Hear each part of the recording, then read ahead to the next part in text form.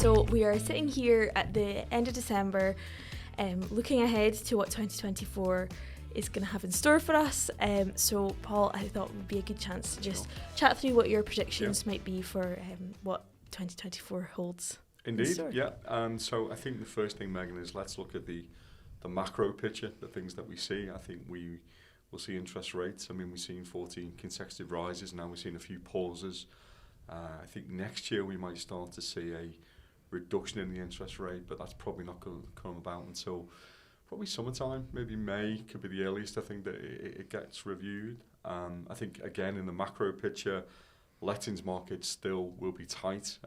We've got, as you know, we've got the sort of the rent cap in place. The market's very tight. There's a real lack of supply there. I think that's going to continue. I think next year we will see energy efficiency. It's starting to become more of a thing, more of a headline.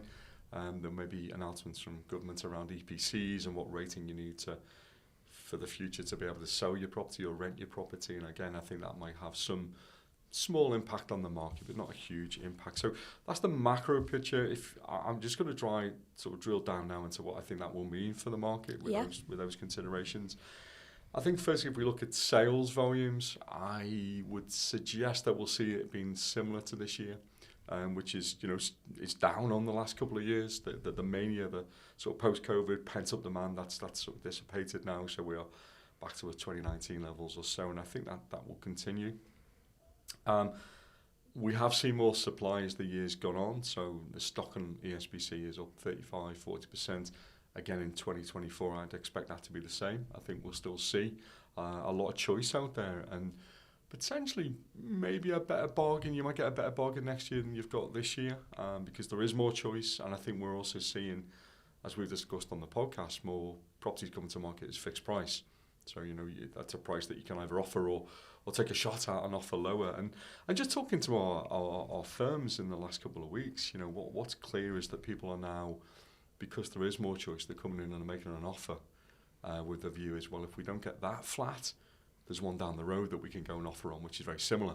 So, we are seeing offers below the asking price. And again, that will have an overall impact on the average sale price that's achieved and the premium that's being paid. Still think we'll see a premium for the right property in the right area.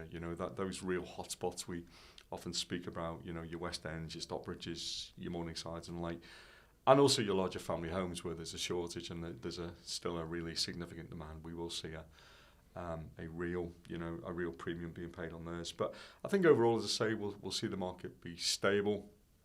I don't think we will see a large volume of repossessions or anything like that. The government's made huge strides to ensure that doesn't happen, and has given that word to the lenders. So I think that will keep the market stable. I think sellers may have to accept getting a little bit less for their own, but if they're moving up market, that's no bad thing because they'll be able to get a better price for the one that they're buying. And I think the market overall will be all right, for sure. Well, that's good news, and thanks, Paul, for your predictions. Not at all. I guess what we always kind of say as well is that Edinburgh does have a little bit of a bubble around it. It's certainly insulated. I mean, we are, we do have, it is a wider market. It's an international market. We have investment still coming in, despite everything. I think there's always a demand. And as we know, as we've said many times, they're not building Georgian and Victorian properties anymore. So, there's always going to be a demand for the rather unique property sector and the mosaic of markets that we have within Edinburgh. But as ever, if you really want to know what's going on,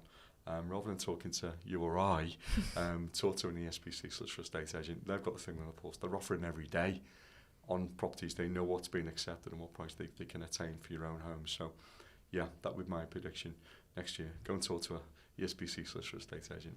Perfect. Thanks, Paul. Not at all.